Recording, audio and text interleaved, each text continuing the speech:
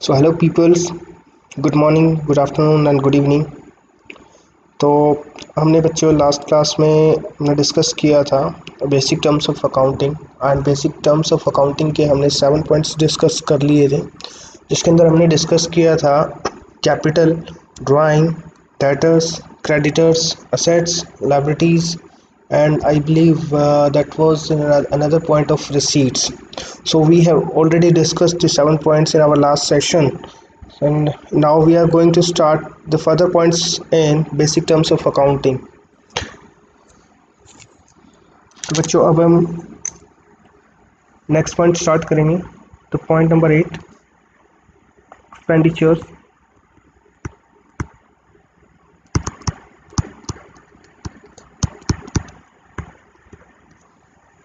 सबसे पहले इसमें हम लिख लेते हैं एक्सपेंडिचर्स होते क्या हैं, then we will discuss.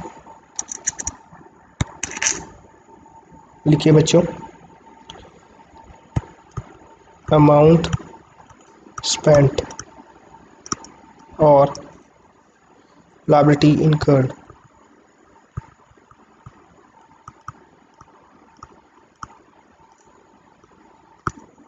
right, by a business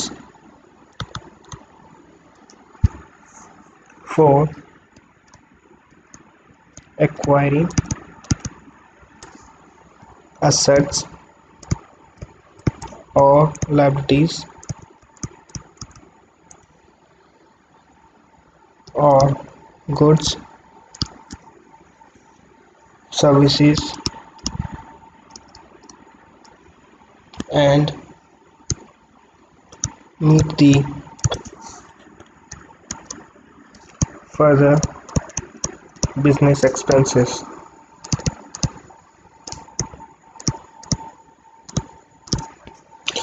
right. तो बच्चों इसमें जो हमारा नेक्स्ट पॉइंट है expenditures. So what is the expenditure? The expenditure is an amount which is spent, यानी कि एक अमाउंट है जो कि हमने खर्च कर दिया है, या फिर हमने कोई ऐसी लायबिलिटी जो हमने इनकर्ड कर लिया, मतलब हमने की लायबिलिटी को पे किया है। किसने पे किया है? एक बिजनेस ने। तो यहाँ पर हम जो भी बात कर रहे हैं खर्चे की, वो किसके लिए कर रहे हैं? हम बिजनेस के लिए। तो इसका मतलब जो एक्सपेंडिचर को अगर मैं डिफाइन करूँ तो एक्सपेंडिचर क्या है? एक्सपेंडिचर एक खर्चा है जो भी बिजनेस करेगा, ठीक है, यानी कि जो भी बिजनेस खर्च करता है दैट इज एक्सपेंडिचर्स। अब एक्सपेंडिचर हमारे पास जो आते हैं एक्सपेंडिचर्स, वो हमारे पास आते हैं 3 टाइप के।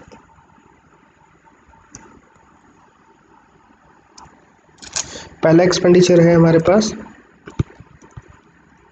Capital expenditures.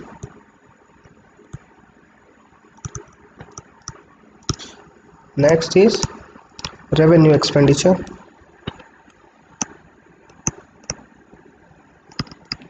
और तीसरा हमारा एक्सपेंडिचर आता है deferred revenue expenditure.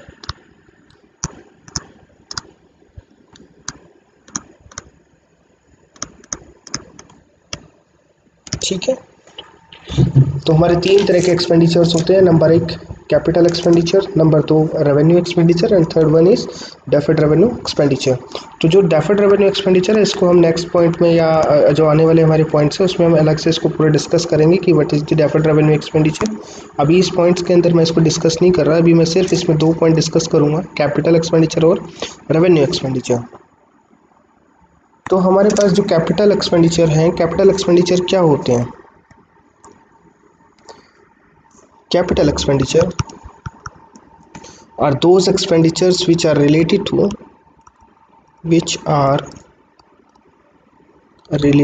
to balance sheet, right? Number 2,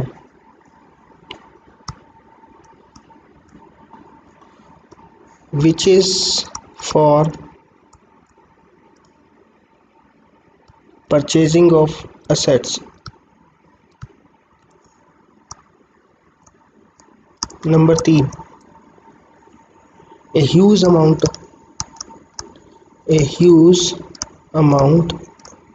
is involved, and the fourth one is benefit is more than 1 year। ठीक है, पहले आप लिख लीजिए इसके लिए, फिर हम एक एक पॉइंट डिस्कस करेंगे इसके अंदर। तो कैपिटल एक्सपेंडिचर हमारे पास, इसके अंदर हमने पहला पॉइंट ये लिखवाया कि एक्सपेंडिचर जो होते हैं कौन से वाले, कैपिटल एक्सपेंडिचर। तो जो कैपिटल एक्सपेंडिचर हैं are those expenditures which are related to the balance sheet. अब which are related to the balance sheet का क्या मतलब है यहाँ पर, क्योंकि अभी तो आपको बैलेंस शीट का मतलब ही नहीं पता कि बैलेंस शीट इसमें बनती कैसे है, क्या होती है बैलेंस शीट।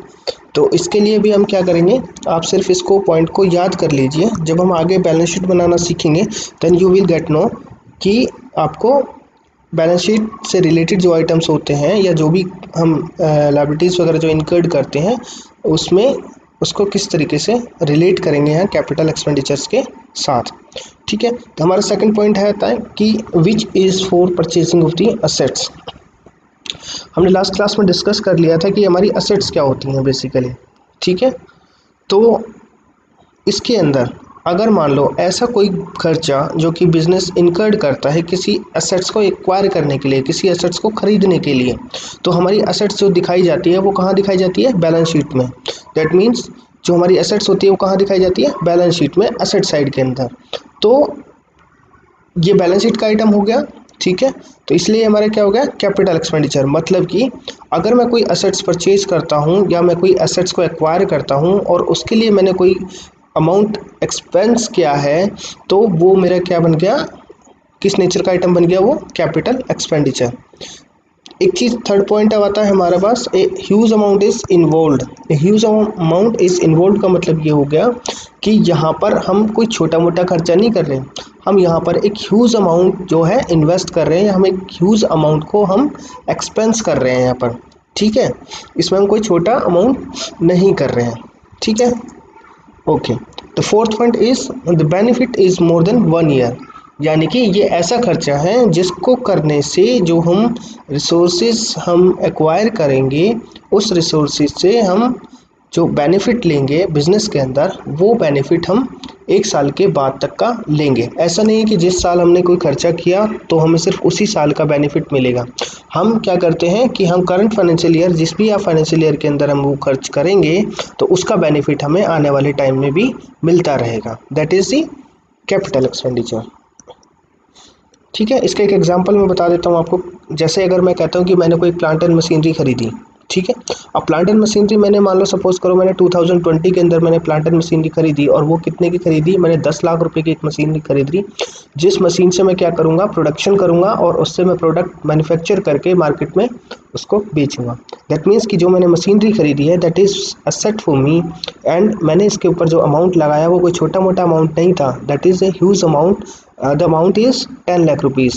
तो 10 लाख रुपए जो मैंने अमाउंट इन्वेस्ट किया अपनी मशीनरी को परचेज करने के लिए, तो अब उस मशीन से मुझे सिर्फ और सिर्फ 2020 के अंदर कोई फ़ायदा नहीं होगा, मतलब 2020 के साथ साथ आने वाले टाइम के अंदर भी, यानी 2021, 2022 और आने वाले फर्दर जब तक वो मशीन हमारे पास रन करेगी तब तक हमें उसका बेनिफिट वो देगी।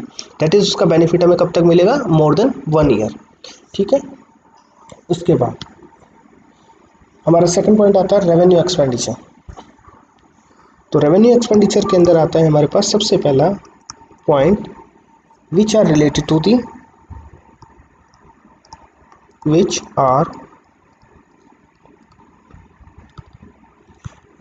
दी प्रॉफिट एंड लॉस अकाउंट। ठीक है, नंबर 2, जिसका बेनिफिट हमें लेस देन 1 ईयर मिलेगा। और third point, revenue is in nature. Right, तो सबसे पहला पॉइंट आता है रेवेन्यू एक्सपेंडिचर। देखो रेवेन्यू, यहाँ पर रेवेन्यू का क्या मतलब होता है, रेवेन्यू एंड कैपिटल का क्या मतलब है। पहली बात तो रेवेन्यू का मतलब होता है कि बार बार होने वाला खर्चा। ठीक है, बार बार होने वाला खर्चा। और कैपिटल का मतलब होता है कि एक बार होने वाला।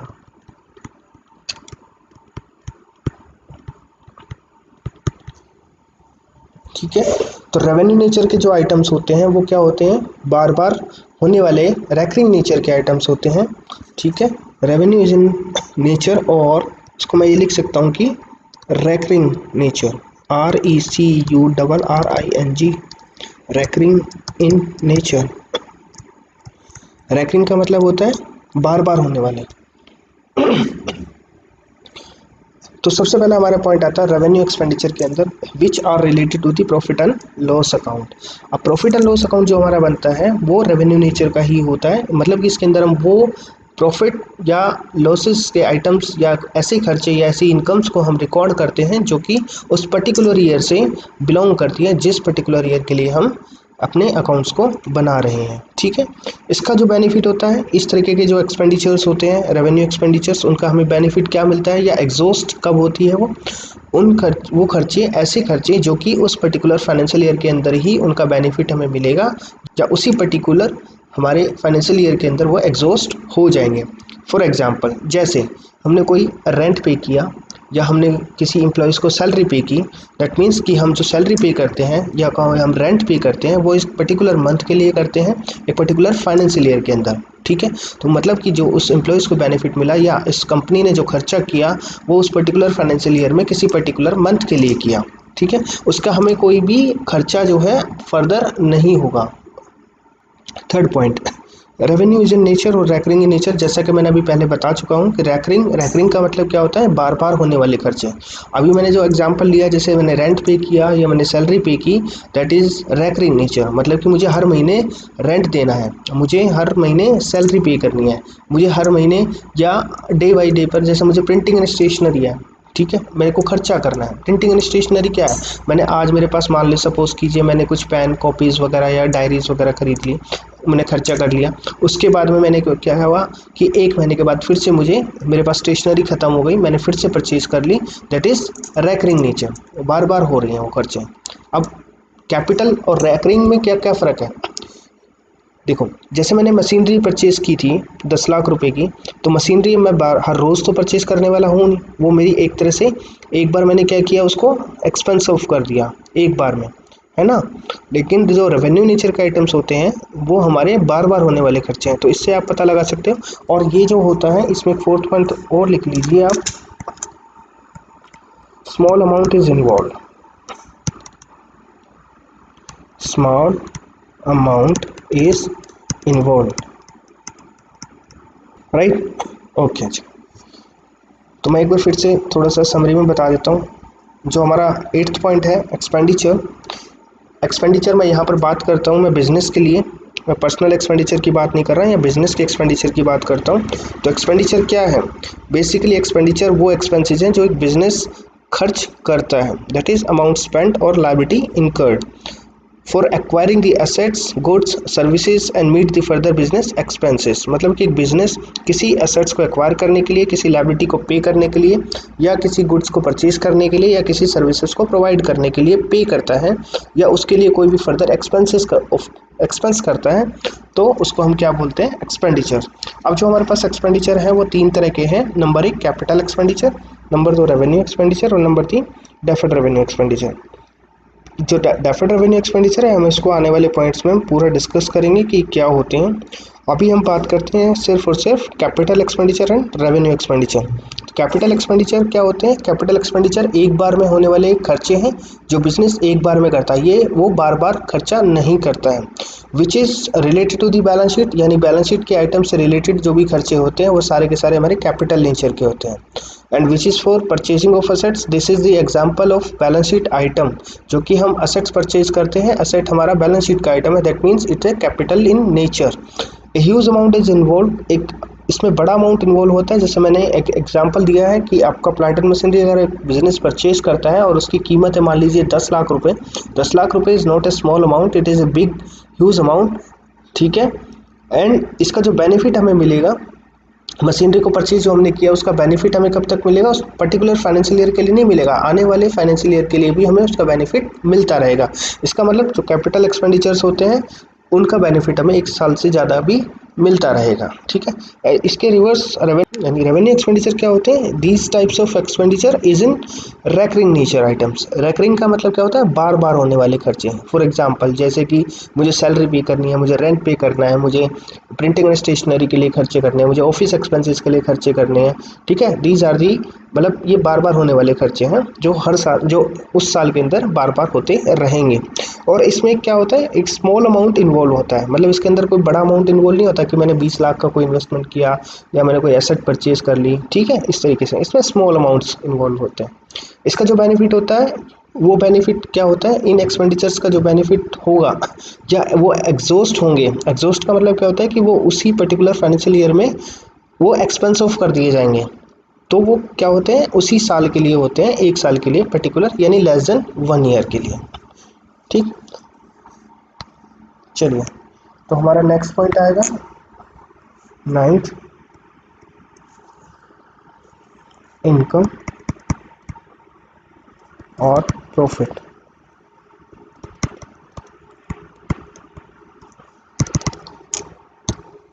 लिखिए, इसमें आप लिखिए revenue minus expenses.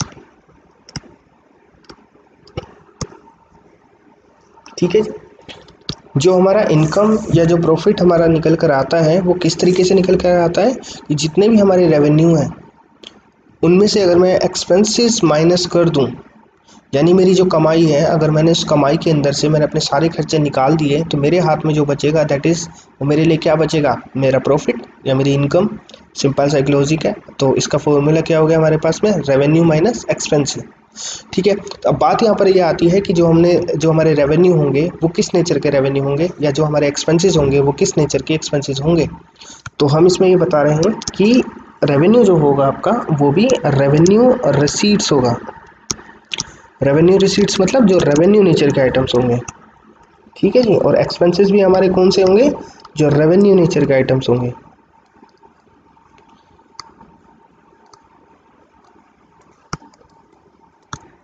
Right, okay जी। चलिए जी, हमारे नेक्स्ट पॉइंट आता है 10th, प्रीपेड एक्सपेंसेस।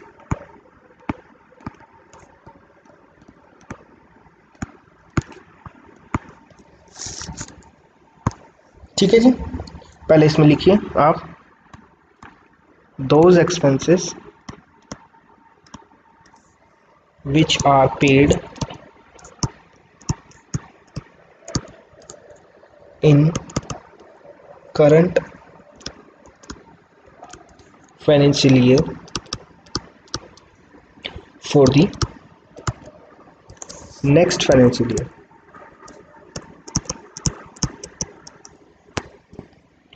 ब्रैकेट में आप लिखिए दैट इज फॉर एडवांस। ठीक है, तो प्रीपेड एक्सपेंसेस का क्या मतलब हो गया? देखिए, आप इसका नाम देखिए, प्री एंड पेड एक्सपेंसेस।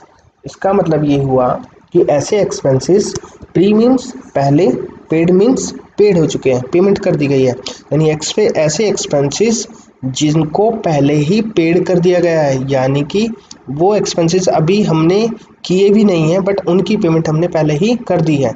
यानी हमने कोई गुड्स अभी कोई परचेज नहीं किया, यानी कि हमने कोई अभी सर्विसेज ली नहीं है, लेकिन उसके बदले में हमने क्या किया? उसकी पेमेंट पहले ही एडवांस में कर दी। जैसे कई बार होता है ना बिजनेस में, हम एडवांस पे कराते हैं, दैट इज प्रीपेड एक्सपेंसेस।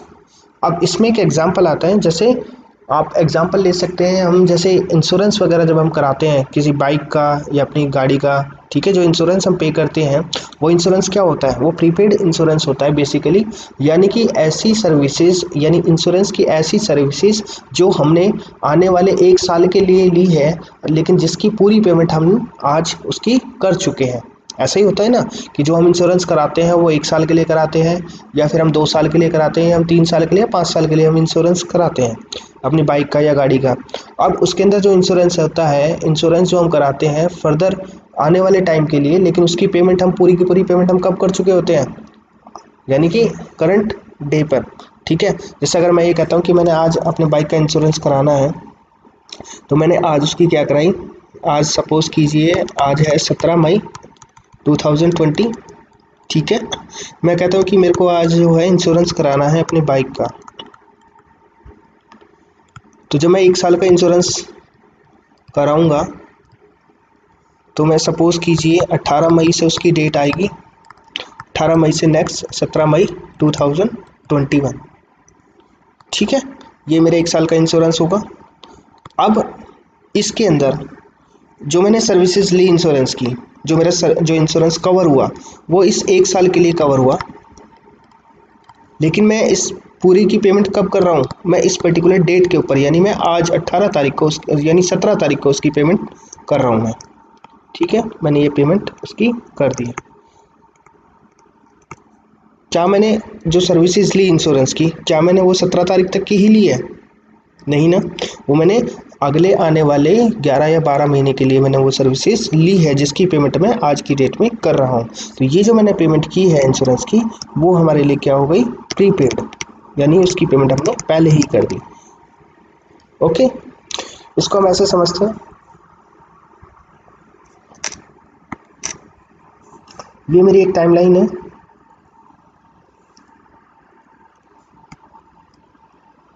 ठीक है जी, ये मेरा जो साल है ये है 2020 यहाँ तक, और ये मेरा जो साल है एरिया, ये है मेरा 2021 2021। ये मेरा करंट फाइनेंशियल ईयर है, ये मेरा नेक्स्ट आने वाला ईयर है। ठीक है, नेक्स्ट फाइनेंशियल ईयर। ओके, तो यानी जो प्रीपेड एक्सपेंसेस हैं मैंने यहाँ पर पेमेंट की, मैं इसको ऐसे दिखाता हूँ, मैंने इसकी पेमेंट की।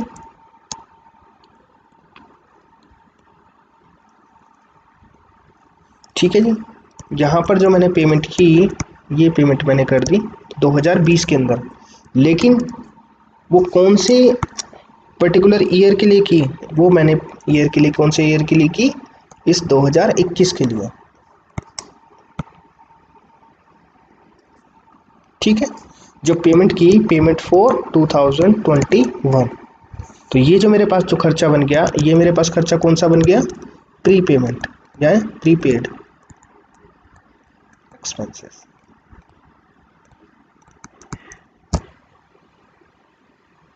ठीक, तो इसमें आप एग्जांपल लिख लीजिए, यहाँ पर इसका एग्जांपल है जैसे कार, बाइक इंश्योरेंस, सबसे बेस्ट एग्जांपल है ये प्रीपेड का। ओके, और एक स्टार लगा के आप एक नोट लिख लीजिए यहाँ पर, जो हमारे प्रीपेड एक्सपेंसेस होते हैं, prepaid expenses is always current assets. ठीक है जी, अब आप ये पूछोगे जी करंट एसेट्स क्या होती है, बता चुका हूँ। ठीक है जी, आगे बढ़ते हैं। 11th पॉइंट,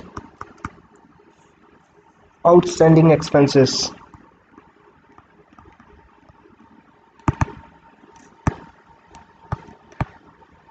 और इसको हम दूसरे नाम से क्या बोलते हैं, एक्रूड एक्सपेंसेस।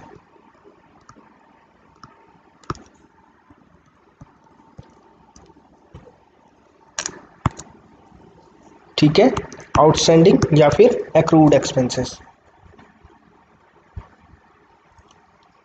देखिए देखिए, those expenses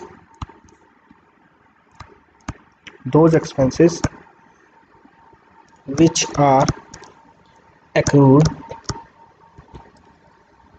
and need to pay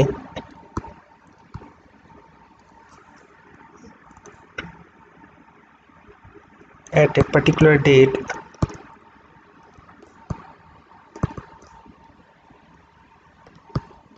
for which we have used the services।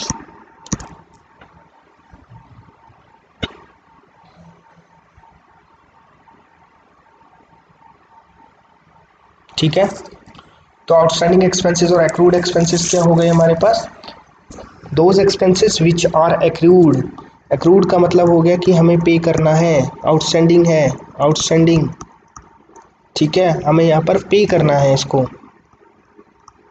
पे करना है।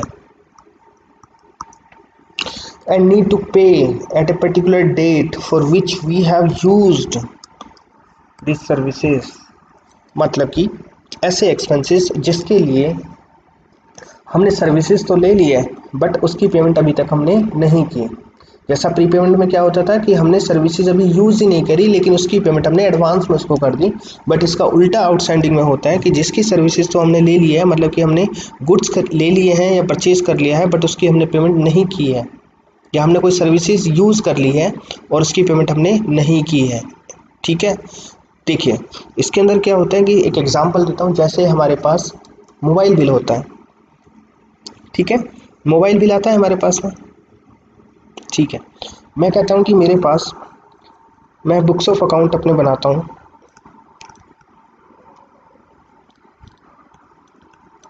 मान लीजिए 31 मार्च 2020 को मैं बुक्स ऑफ अकाउंट बनाता हूँ, ओके, और मेरे पास जो मार्च का बिल आया, मार्च 20 का जो मोबाइल का बिल आया वो आया मेरे पास 1500 का, और जिसकी ड्यू डेट थी 15 अप्रैल या 8 अप्रैल लिखिए, 8 अप्रैल 20, ठीक है। तो मेरा जो फाइनेंशियल ईयर है, अब मेरा जो फाइनेंशियल ईयर है, मेरा जो फाइनेंशियल ईयर होता है कब है, 2019 से 31 मार्च 2020, यानी कि मैं जो अपनी बुक्स क्लोज कर रहा हूँ वो कर रहा हूँ मैं 31 मार्च 2020 को। अब मेरे पास जो मार्च 2020 का जो बिल आया मोबाइल का वो कितना आया, 1500 रुपये, उसकी पेमेंट मुझे कब करनी है, 8 अप्रैल, यानी उसके अगले महीने 8 तारीख को। अब यहाँ पर जब आप देखोगे तो जब अपनी बुक्स बनाओगे तो उसके अंदर देखिए जो मार्च 20 है उसके अंदर मैंने मोबाइल सर्विसेज को यूज़ किया है, लेकिन उसका जो बिल आया वो 1500 रुपये का आया, यानी जो मार्च महीने में मैंने जो सर्विसेज यूज़ की हैं मोबाइल की, वो उसका जो बिल आया वो आया 1500 रुपये। अब उसकी जो पेमेंट है वो पेमेंट हमें कब करनी है, अप्रैल के अंदर, ठीक है, लेकिन मैं बुक्स कब क्लोज कर दूंगा, अपनी मार्च के अंदर। तो मेरे पास जो मार्च को यानी 31 मार्च 2020 को मैं अगर अपनी बुक्स में जब ये दिखाऊंगा कि मैंने अभी पे क्या करना है, मैंने दिखाया कि मैंने सर्विसेज तो ऑलरेडी यूज़ कर ली हैं बट उसकी जो पेमेंट करनी है वो अप्रैल में करनी है, यानी कि उसकी पेमेंट मैंने मार्च में नहीं की, उसकी पेमेंट मैं अप्रैल में करने जाऊँगा। तो वो जो खर्चा मेरे 1500 रुपये जो हो गया, वो 1500 रुपये को मैं क्या दिखाऊंगा, मैं दिखाऊंगा कि इस साल का मेरा यानी मार्च का तो एक्सपेंस है, मार्च का तो मेरा एक्सपेंस है, बट वो अभी पे नहीं हुआ है, बट वो अभी पे नहीं हुआ है, तो इसको ऐसे खर्चे को मैं क्या बोलूँगा, दिस इज आउटस्टैंडिंग एक्सपेंसेस, यानी ऐसा एक्सपेंसेस जो मैंने यूज़ तो कर लिया है, यानी मैंने वो कर तो दिया है एक्सपेंसेस, लेकिन अभी मैंने पे नहीं किया है, वो आउटस्टैंडिंग है पे करने के लिए, जो मैं कब यूज़ करूँगा उसको, कब पे करूँगा उसको, अप्रैल 20 के अंदर, ठीक, this is the outstanding expenses, right. इसको भी अगर आप टाइमलाइन से समझना चाहो तो इसको ऐसे समझ सकते हैं,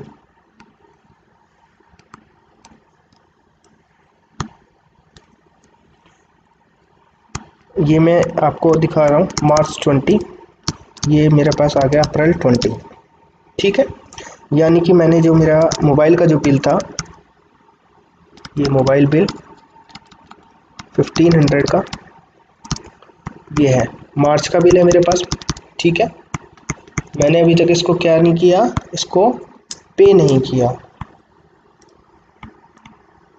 नॉट पेड, ये पे कब होगा, ये होगा यहाँ पर पे होगा, ठीक है, यहाँ पे होगा, यानी नेक्स्ट मंथ में जब पे होगा। तो मेरे लिए अगर मैं यहाँ पर देखूँ 31 मार्च को, ये 31 मार्च को अगर मैं देखूं तो मेरे पास जो 1500 रुपये होगा वो मेरा आउटस्टैंडिंग एक्सपेंस होगा, कितना होगा, 1500, ठीक है, that is a outstanding expenses. इसमें आप एक नोट लिखिए, outstanding expenses are always current liabilities.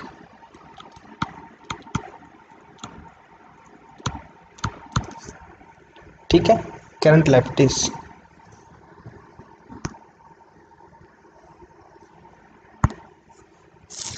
Next point 12th, fictitious asset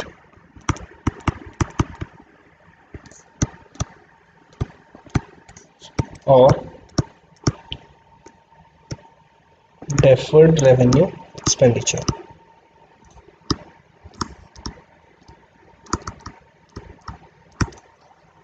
These are neither tangible or these are neither tangible nor intangible assets, comma they are losses। Losses को आप square कर लीजिए, not yet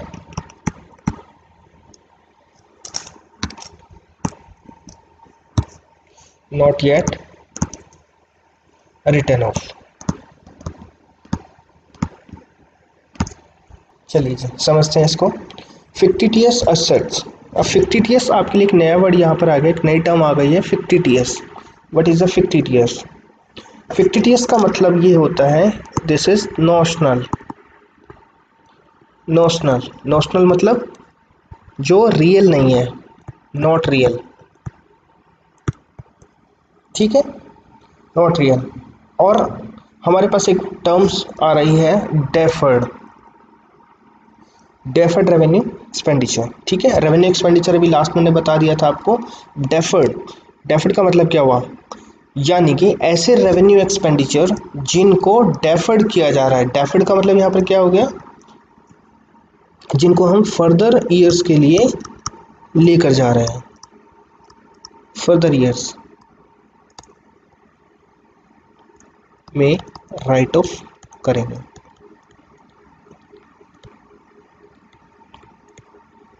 ठीक है, right of का क्या मतलब हुआ? देखिए टर्म्स निकलती आ रही हैं, ठीक है, आपको चीज़ें समझनी है। राइट ऑफ करेंगे। राइट ऑफ का मतलब क्या हुआ? एक राइट ऑफ यहाँ पर आ गया, एक राइट ऑफ ये आ गया हमारे पास। ठीक है, यानी कि ऐसे खर्चे, ऐसे रेवेन्यू नेचर के खर्चे जिनको डेफर्ड किया जा रहा है फर्दर ईयर्स के लिए, और जिनको हम फर्दर ईयर्स में आकर हम क्या करेंगे? राइट ऑफ करेंगे। राइट ऑफ का मतलब ये हुआ कि ऐसे खर्चे या ऐसे लॉसेस जिनको हम P&L में डेबिट करेंगे। ठीक है, दैट इज रिटर्न ऑफ करना। यानी P&L को में जब हम डेबिट कर देते हैं ना किसी खर्चे को या किसी लॉसेस को, तो उसको हम क्या बोलते हैं कि वो खर्चा या वो लॉसेस को हमने राइट ऑफ कर दिया अपनी बुक्स के अंदर। ठीक है, ओके जी। तो ऐसे खर्चे यानी जो हमारे फिक्टिटियस असेट्स या डेफर्ड रेवेन्यू एक्सपेंडिचर क्या हो गए? These are neither tangible nor intangible assets. ये जो खर्चे हैं या ये जो असेट्स हैं, फिक्टिटियस जो असेट्स हैं, ये किसी कोई टेंजिबल या इंटेंजिबल नेचर की असेट्स नहीं है, बल्कि ये क्या है? ये they R losses not yet return of. यानी कि ये वो लॉसेस हैं या ये वो एक्सपेंसेस हैं जो कि अभी रिटर्न ऑफ नहीं हुए हैं, यानी जो अभी P&L में राइट ऑफ नहीं हुए हैं, जो डेफर्ड कर दिए गए हैं, बट डेफर्ड होने के बाद अभी तक बुक्स के अंदर रिटर्न ऑफ नहीं हुए हैं। That is the fictitious assets या डेफर्ड रेवेन्यू एक्सपेंडिचर। इसको एक एग्जांपल से समझेंगे।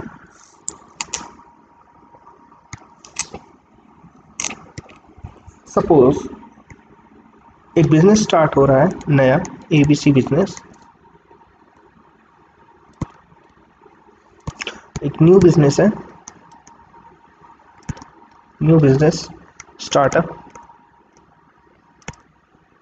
ठीक है, एक नया बिजनेस स्टार्ट किया किसी बंदे ने। बिजनेस का नाम है हमारा ABC बिजनेस, ये भी नया स्टार्ट हुआ है। जब भी कोई एक नया बिजनेस स्टार्ट होता है तो वो अपने बिजनेस की मार्केटिंग के लिए डिफरेंट चैनल्स को यूज़ करता है उसकी एडवर्टीजमेंट करने के लिए। ठीक है, यानी वो प्रिंट मीडिया को यूज़ करता है, वो सोशल मीडिया को आजकल बहुत ज़्यादा यूज़ करते हैं और हमारे पास काफ़ी सारे मीडियम्स हैं जिनके थ्रू वो एडवर्टीज़मेंट करता है।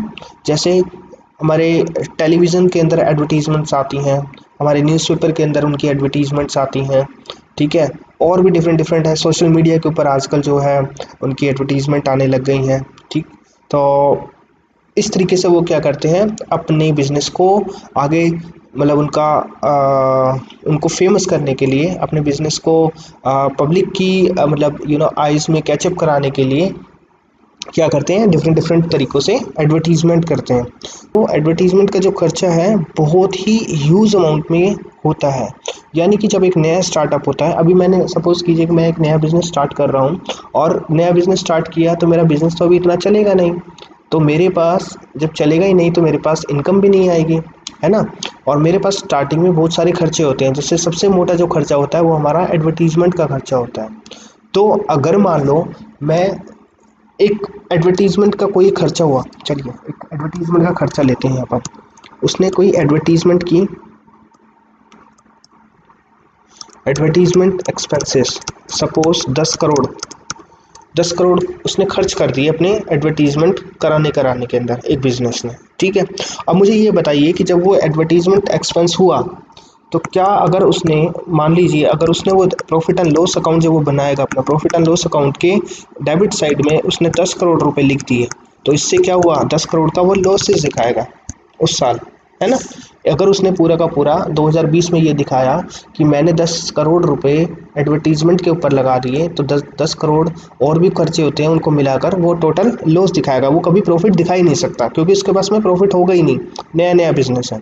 तो उसके बाद में हमारे पास क्या आता है, तो गवर्नमेंट ने ये बोला कि आप इस तरीके के खर्चों को डेफर्ड करोगे। डेफर्ड का मतलब ये होगा कि आप उस इतने ह्यूज जो एक्सपेंडिचर्स होंगे, आप उन ह्यूज एक्सपेंडिचर्स को आप उस पर्टिकुलर ईयर में पूरा का पूरा राइट ऑफ ना करके उसको आने वाले फर्दर ईयर्स के अंदर आप डेफर्ड कर दो, मतलब उसको थोड़ा थोड़ा अमाउंट करके उसको हर साल डेबिट करते हुए चलो, ताकि आपके प्रॉफिटेबिलिटी पर ज़्यादा इम्पैक्ट ना पड़े, ठीक है। तो चलिए इसको एक एग्जांपल से समझते हैं हम टाइमलाइन के थ्रू।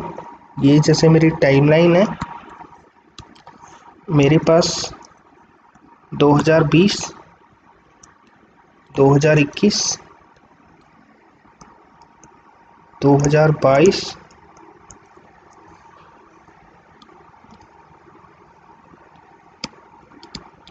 2023 एंड 2024, ठीक है।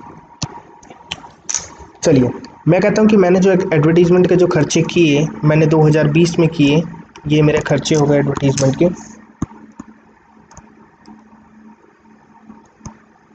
और जो मैंने खर्चे किए वो मैंने कितने के किए, 10 करोड़ रुपए के, ठीक है। ये जो मेरा खर्चा था ये मेरे कौन से नेचर का खर्चा है, ये मेरा जो खर्चा है रेवेन्यू नेचर का,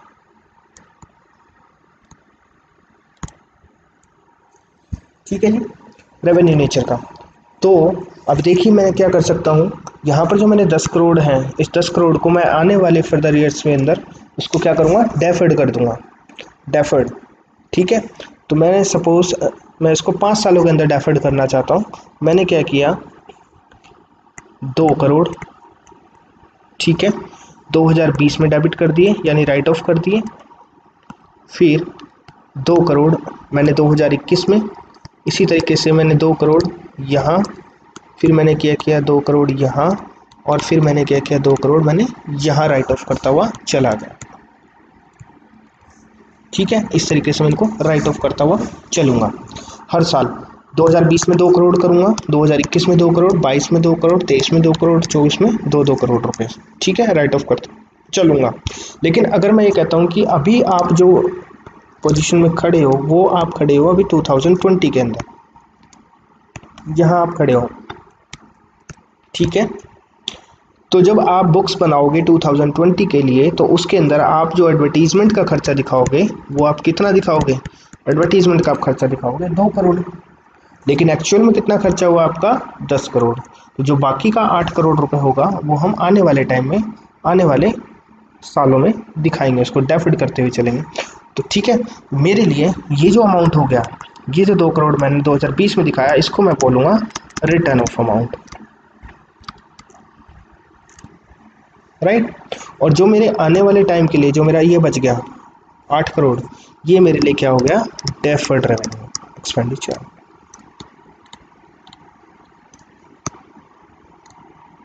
ठीक है, डेफर्ड रेवेन्यू एक्सपेंडिचर, यानी कि जो भी डेफर्ड कर दिया हमने। अब सपोज मान लीजिए आप 2021 में आ गए, 2021 में आप कितना दिखाओगे पीएनएल में, पीएनएल में आप दिखाओगे 2 करोड़ रुपए, ठीक है, डेबिट करके। तो मेरे लिए जो रिटर्न ऑफ अमाउंट हो जाएगा वो 2 करोड़, और जो डेफर्ड रेवेन्यू जो अमाउंट होगा डेफर्ड रेवेन्यू एक्सपेंडिचर वो कितना होगा हमारे 6 करोड़ रुपए, 2 4 6, 2 4 6, ठीक है। इसी तरीके से जब आप 2022 में आओगे तो वहाँ पर आपके लिए रिटर्न ऑफ अमाउंट होगा 2 करोड़ और डेफर्ड रेवेन्यू हो जाएगा आपके लिए 4 करोड़। जब आप 2023 में आओगे तो रिटर्न ऑफ अमाउंट हो जाएगा आपके लिए 2 करोड़, और जो डेफर्ड रेवेन्यू एक्सपेंडिचर बचेगा आपके लिए वो कितना बचेगा, 2 करोड़ रुपए, ठीक है। तो 2024 में आओगे तो रिटर्न ऑफ अमाउंट आपके लिए क्या बचेगा, क्या आप रिटर्न ऑफ अमाउंट आप कितना डालोगे, 2 करोड़, और डेफर्ड रेवेन्यू कितना बचेगा, नील, क्योंकि आप सारा का डेफर्ड कर चुके हो 2024 तक। ठीक है जी, आई होप ये आपको समझ में आ गया होगा डेफर्ड रेवेन्यू एक्सपेंडिचर क्या होता है, रिटर्न ऑफ क्या होता है। तो चलिए नेक्स्ट पॉइंट करते हैं अपना 13th, डिस्काउंट। ठीक है जी, डिस्काउंट, डिस्काउंट को हम हिंदी में आपको पता ही है क्या बोलते हैं, छूट। डिस्काउंट जो होती है बेटा हमारे जो अकाउंट्स के अंदर जो डिस्काउंट दी जाती है ना, वो 2 तरीके की दी जाती है। नंबर 1 ट्रेड डिस्काउंट,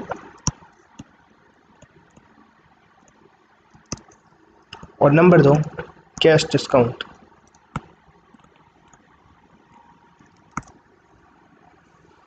ठीक है, trade discount and cash discount.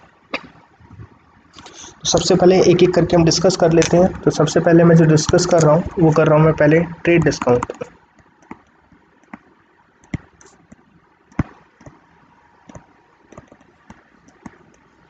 ठीक है, एक एक एग्जांपल कर लेते हैं, आपको अच्छी तरीके से समझ में आ जाएगा कि ट्रेड डिस्काउंट क्या होती है, कैश डिस्काउंट क्या होती है।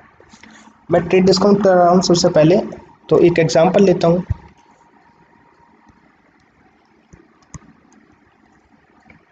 एक पर्सन है मिस्टर ए,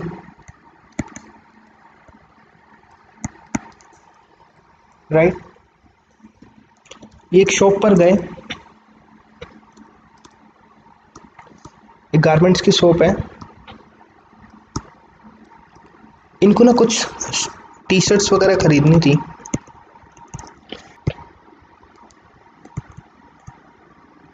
ये टी शर्ट्स खरीदने एक क्लॉथ शॉप पर गए, वहाँ पर इनको शर्ट्स खरीदनी है। तो जब इन्होंने शॉपकीपर से ये पूछा कि भैया मुझे ये टी शर्ट पसंद आ गई है, आप इसकी कीमत बताइए, इसका प्राइस क्या है। शॉपकीपर ने उस मिस्टर ए को ये बोला कि सर अगर आप एक शर्ट खरीदते हैं तो एक शर्ट का जो प्राइस होगा वो आपके लिए होगा 100 रुपीज़ का, बट अगर आप ऐसी ही अगर आप 100 शर्ट खरीदते हैं तो आपके लिए जो पर शर्ट होगी उस पर हम आपको एक डिस्काउंट दे देंगे। ठीक है, यानी शॉपकीपर ने उनको क्या बोला कि सर देखिए अगर आपको एक शर्ट खरीदनी है तो एक शर्ट की कीमत है 100 रुपीज़, लेकिन अगर आप ऐसी ही बल्क में शर्ट्स खरीदेंगे, बल्क मतलब आप बहुत क्वांटिटी में आप अगर हमसे शर्ट खरीदेंगे तो हम उसके ऊपर आपको कुछ डिस्काउंट्स प्रोवाइड करा देंगे। उसने कहा कि अच्छा वो कैसे। उसने कहा कि देखिए सर एक शर्ट की कीमत है 100 रुपीज़, अगर आप ऐसी 100 शर्ट का हमसे खरीदते हैं तो उसकी टोटल कीमत क्या बनती, 100 × 100। एक शर्ट 100 रुपीज़ की, और ऐसी अगर मैं 100 शर्ट खरीदूँ तो उसकी टोटल कीमत मेरे पास क्या बनती, 1,00,000 रुपीज़। ठीक है, तो अगर आप 100 शर्ट खरीदते हैं तो मैं उसके ऊपर आपको डिस्काउंट दूंगा, लेस डिस्काउंट, कितना 5% और से 10%। ठीक है, तो मैं यहाँ पर 5% का एग्जांपल लेकर चलता हूँ। उसने एक ऑफ़र किया कि बल्क परचेजेस करो आप और उस पर हम आपको 5% का डिस्काउंट देंगे। तो 5% का डिस्काउंट मान लीजिए आपका बनता है 5,000 रुपीज़। तो आपको जो 100 शर्ट हैं वो 1,00,000 की ना बन के वो आपके लिए कितने की बनेगी, 95,000 रुपये की, यानी 95,000 रुपीज़ की। ठीक है जी, तो यानी कि जो इसने डिस्काउंट दिया 5,000 रुपीज़ का, वो मेरे लिए क्या है, वो मेरे लिए क्या है, ट्रेड डिस्काउंट।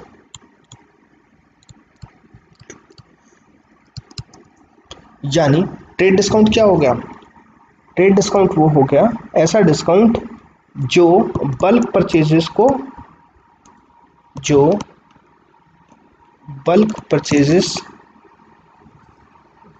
को अट्रैक्ट करने के लिए दिया जाता है।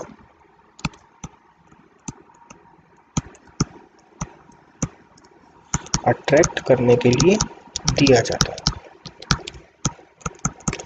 ठीक है जी, याद रखना बल्क परचेजेस जो हमारा ट्रेड डिस्काउंट होता है उसको हम बुक्स में शो नहीं करते हैं, ये आप ध्यान रखना, इसको नोट करके लिख लो। Trade discount never recorded in books of account.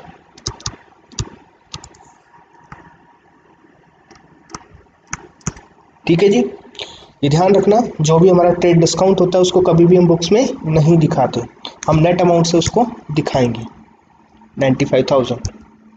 ठीक है, उसको हम 1 लाख से नहीं दिखाएंगे कि हम उसको जब हम बिल बनाएंगे तो बिल के अंदर हम ये नहीं दिखाएंगे कि हमने 1 लाख रुपए जो है हमने ये टोटल जो हमारी वैल्यू थी वो 1 लाख रुपए की है और उस पर हमने 5% डिस्काउंट दिया, ट्रेड डिस्काउंट दैट इज 5,000 और हमारा 95,000। तो हम जब बुक्स में एंट्री दिखाएंगे तो हम 1 लाख और 5,000 को सेपरेटली नहीं दिखाएंगे, हम टोटल अमाउंट कितना दिखाएंगे 95,000। ओके, ये था हमारा ट्रेड डिस्काउंट। आई होप ये तो सिंपल ही था। Next, cash discount.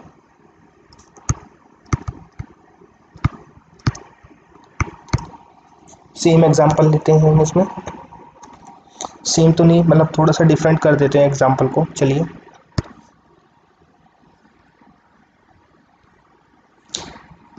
सपोज एक पर्सन है मिस्टर ए,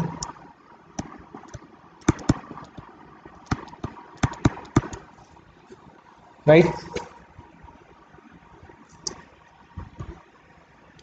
और एक पर्सन है हमारे पास मिस्टर एक्स।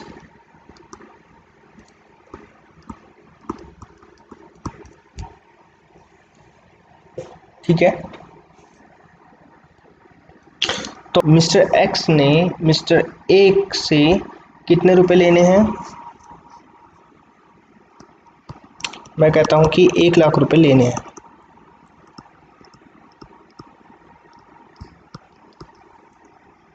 ठीक है, किसने किससे लेने हैं? मिस्टर एक्स ने मिस्टर ए से 1 लाख रुपए लेने हैं। ओके, तो मिस्टर एक्स ने मिस्टर ए को एक ऑफर दिया और वो ऑफर क्या दिया? उसने बोला कि देखिए मिस्टर ए, आप जो है 1 लाख रुपए जो आपने मुझसे लिए थे आप उसकी मुझे अर्ली पेमेंट कर दीजिए। ठीक है, अर्ली पेमेंट कर दीजिए।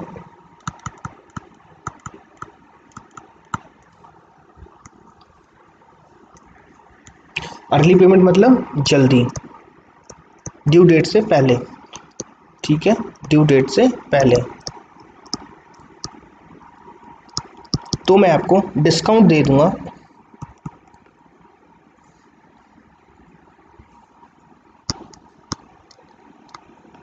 डिस्काउंट दे दूंगा कितना? 5%। ठीक है, यानी कि मिस्टर एक्स ने मिस्टर ए को क्या ऑफर दिया? मिस्टर एक्स ने मिस्टर ए को ये ऑफर दिया कि देखिए मैंने आपसे 1 लाख रुपए लेने हैं। उसने कहा जी हाँ, आपने मुझसे 1 लाख रुपए लेने हैं। तो उसने कहा कि देखिए आपको 1 लाख रुपए जो मुझे 1 महीने बाद देने हैं, अगर वो आप मुझे नेक्स्ट आने वाले 10 डेज़ में या 15 डेज़ के अंदर अगर आप मुझे अर्ली पेमेंट कर देते हैं मुझे 1 लाख रुपए की, तो उसमें से मैं आपको 5% का डिस्काउंट दे दूंगा। इसका मतलब कि मिस्टर ए ने जो एक्स को 1 लाख रुपए देने थे, अगर वो जल्दी पेमेंट कर देगा तो उसको 1 लाख रुपए ना देके कितना पेमेंट करना पड़ेगा? ओनली 95,000। 1 लाख देने थे, 5% का वो डिस्काउंट दे रहा है, तो उसको नेट पे कितना करना पड़ेगा? 95,000 का। ठीक है जी, तो यानी जो उसकी लायबिलिटी थी 1 लाख रुपए की, अब वो 1 लाख रुपए की लायबिलिटी ना रहकर कितने की रह गई? 95,000 की। तो ये जो डिस्काउंट दिया गया, ये क्या कोई बल्क परचेजेस वगैरह सीन था इसमें? नहीं। ये किस लिए दिया गया? ये अर्ली पेमेंट करने के लिए, राइट। एक छोटा सा सिंपल एग्जांपल दूसरा इसी तरीके का, कि ये एक शॉपकीपर है, इसके पास मिस्टर ए आया और मिस्टर ए ने उससे 10,000 रुपये का गुड्स खरीद लिए, गुड्स परचेज कर लिए, ठीक है, ऑन क्रेडिट, राइट। 10,000 रुपये के गुड्स खरीद लिए उधारी। तो शॉपकीपर ने ए को बोला कि आप मुझे 10,000 रुपये की पेमेंट मुझे जल्दी कर दीजिए, तो मैं आपको 10% का डिस्काउंट दे दूंगा, ठीक है। यहाँ पर 10% का डिस्काउंट उसने ऑफर किया, बट किसके लिए किया उसने? अर्ली पेमेंट करने के लिए। यहाँ पर उसने बल्क परचेजेस का डिस्कस नहीं किया कि आप मुझसे 10,000 की बजाय आप मुझसे 50,000 रुपये का सामान लो तब मैं आपको 10% डिस्काउंट दूंगा। उसने ये बोला कि आपने मुझसे जो 10,000 रुपये का माल खरीदा है, आप उस 10,000 रुपये की जो पेमेंट है आप मुझे जल्दी कर दीजिए, ड्यू डेट से पहले कर दीजिए, मैं आपको 10% का डिस्काउंट दे दूंगा। तो इसका मतलब जो उसको 10% यानी अब उसको कितना पे करना पड़ेगा? 9,000 रुपीज़। तो जो 1,000 रुपये का डिस्काउंट हुआ वो हमारे लिए क्या हो गया? Cash discount. यानी कैश डिस्काउंट जो दिया जाता है वो हमारे अर्ली पेमेंट को करने के लिए ऑफर किया जाता है। इसमें लिख लीजिए cash discount always recorded in books of accounts.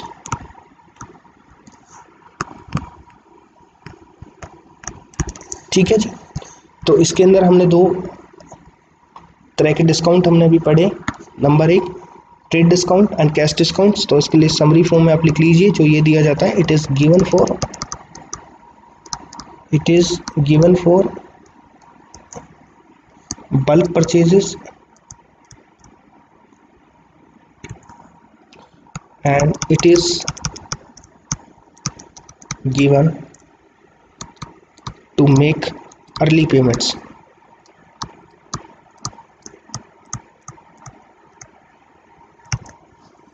ठीक है। इसमें एक सेकंड पॉइंट इसका लिख लीजिए, books of accounts not recorded,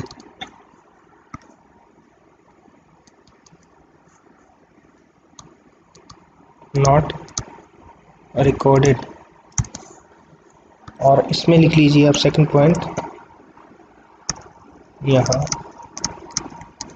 books of account में रिकॉर्डेड। ठीक है। ये बल्क परचेजेस हो गया, ये अर्ली पेमेंट हो गया, ये रिकॉर्ड किया जाता है, ये रिकॉर्ड नहीं किया जाता। ट्रेड डिस्काउंट रिकॉर्ड नहीं किया जाता, कैश डिस्काउंट रिकॉर्ड किया जाता है। ठीक है जी। तो बच्चों ये हमारे पास जो हमने एक डिस्कस कर लिए हैं हमारे कुछ पॉइंट्स, इसमें हमारा फर्स्ट चैप्टर कंप्लीट हो जाता है। ये हमारी कुछ बेसिक टर्म्स थी जो इम्पोर्टेंट थी, जो हमारे आने वाले चैप्टर्स में यूज़ होंगी, आपको इनकी नॉलेज होना ज़रूरी था। इसके अलावा भी बहुत सारी टर्म्स हैं जो आप अपनी बुक से पढ़ भी सकते हैं, उनको समझ ना आए तो आप मुझे कमेंट कर सकते हैं, वो इतनी इंपॉर्टेंट नहीं है, बट आपको उनको रीड भी करना है ताकि आपको जो उसकी टर्मिनोलॉजी है वो समझ में आ जाए। ठीक है। जो बेसिक और जो इम्पोर्टेंट टर्म्स थी वो मैंने यहाँ पर डिस्कस कर ली हैं आप सभी से। इनके अंदर अगर आप किसी को भी किसी भी चीज़ में या किसी भी कोई टर्म्स के अंदर कोई भी कंसर्न है, कोई भी डाउट है, तो आप मुझे प्लीज़ कमेंट सेक्शन में जाके कमेंट कीजिए और मुझे बताइए कि आपको कहाँ पर क्या प्रॉब्लम है, मैं आपकी हेल्प ज़रूर करूँगा। तो चलिए आज हमारा ये फर्स्ट चैप्टर कंप्लीट हो गया है। नेक्स्ट क्लास में हम अपना नेक्स्ट चैप्टर स्टार्ट करेंगे, that is the basic theory of accounting. Okay, तो see you, good bye everyone. Please like this video and subscribe my channel। जय हिंद, बाय बाय।